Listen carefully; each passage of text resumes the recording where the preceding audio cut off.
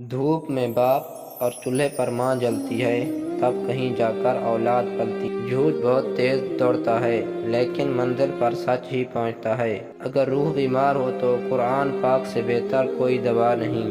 جنت کے منتظر نہ رہو بلکہ ایسے بن جاؤ کہ جنت تمہاری منتظر رہے۔ صبر اور کامیابی ایک دوسرے کے دوست ہیں، یہ دونوں اکٹھے آتے ہیں، یعنی کامیابی صبر کے ساتھ آتی ہے۔ میں ڈھونڈتا رہا سکون اپنے ارد گرد کی چیزوں میں، مؤذن اذان دیتا رہا۔ دنیا میں مخلص چیز دھوکہ ہے، جو انسان کسی سے دل لگا کر دل سے دیتا ہے۔ گھر کی وحشت سے لرزتا ہوں، مگر جانے کیوں شام ہوتی ہے تو گھر جانے کو جی کرتا ہے۔ مانا کہ مرنے والوں کو بھلا دیتی ہے دنیا، مجھ کو زندہ بھول کر تم نے تو روایت ہی بدل ڈالی۔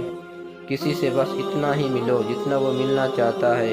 انسان کی سب سے خطرناک ایجاد عارضی تعلقات ہیں۔ جب تم اللہ کی چاہت کو قبول کر لو گے، پھر وہ بھی تمہاری چاہت پر راضی ہو جائے گا۔ تنہائی محسوس نہ کرو، ساری کائنات تمہارے اندر ہے۔ حضرت علی نے فرمایا، زندگی کے 3 اصول بنا لو۔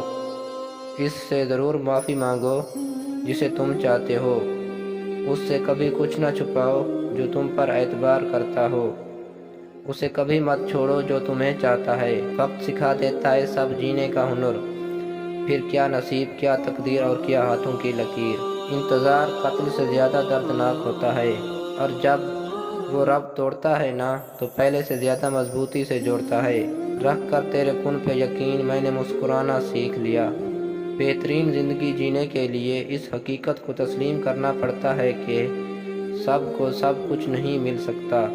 کردار سے بنائیں معیار زندگی، ماحول سے حیات کا سودا نہ کیجیے۔ کسی کے منہ پہ بے عزتی کرنا اسے قتل کر دینے کے برابر ہے۔ لوگ کتنے گر جاتے ہیں دوسروں کو گرانے کے لیے۔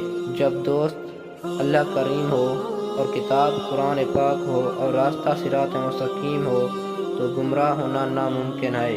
جب کوئی دعا کرنے والا مجھے پکارتا ہے تو میں اس کی دعا قبول فرماتا ہوں۔ قرآن کہتا ہے، پھر وہ تمہاری من پسند چیز تم تک لائے گا مقررہ وقت پر، اور تم حیران ہو جاؤ گے۔ کوئی بھی آپ کی مدد نہیں کرنے والا۔ یہ زندگی ہے میرے دوست، یہاں گرنا بھی آپ کو ہے اور خود ہی اٹھنا بھی آپ کو ہے۔ بے سکونی کی ایک وجہ یہ بھی ہے کہ انسان اپنی پریشانیوں کا ذکر اپنے رب کے بجائے نالائق لوگوں سے کرتا ہے۔ وہ لوگ بہت تھوڑے ہیں جو اپنی آنکھوں سے دیکھتے ہیں اور دل سے محسوس کرتے ہیں۔ خوش نصیب ہے وہ عورت جس کو شوہر کا بازو تکیے کے طور پر میسر ہو۔ رسول اللہ صلی اللہ علیہ وآلہ وسلم نے فرمایا، شب قدر کو رمضان کی آخری 10 کی طاق راتوں میں ڈھونڈو۔